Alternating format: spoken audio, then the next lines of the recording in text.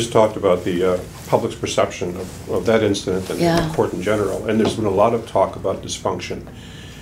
Do you perceive it as a dysfunction in the court? What can you do to change that?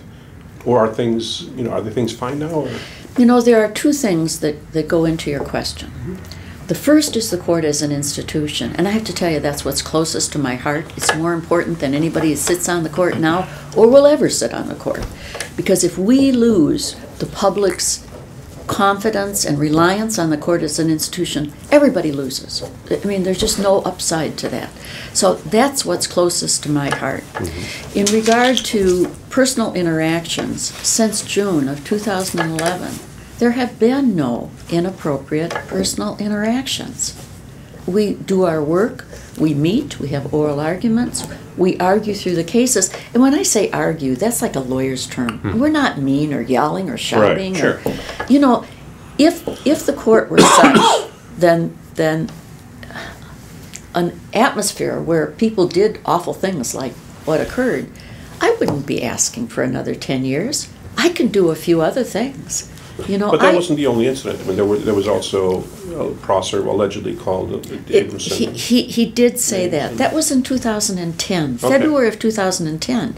What I'm saying to you is since the court is really trying to work in an appropriate fashion, and I think we're doing that. I mean, we're deciding the cases. Now, what do I think needs to be done? I think we need to get out and tell the public the positive things that we are doing as an institution to better serve the public. Mm-hmm. For example, the court sets the budget for the entire judicial branch, not just the Supreme Court.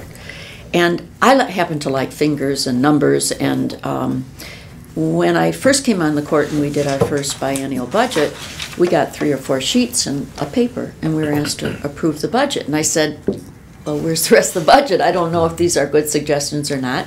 So I got the budget, I read it, the suggestions were very good. That was fine. Next biennial budget comes around, I get just a few sheets of paper, and I said to my staff, oh, come on, you know me better than that. I've got to see the whole thing, or I don't know how to evaluate what you're asking me to look at.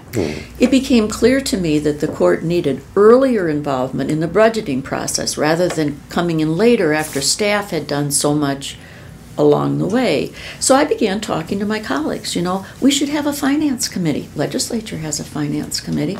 Executive branch does. We should have a finance committee to get involved very early in the process. With money getting very tight, I talked to my colleagues, 7-0. We all agreed to set up the first Supreme Court Finance Committee in the history of the state. It allows us to be more careful stewards of the public's money. We have more to work through on that. We're just kind of figuring out how to use it, how we can best serve the public.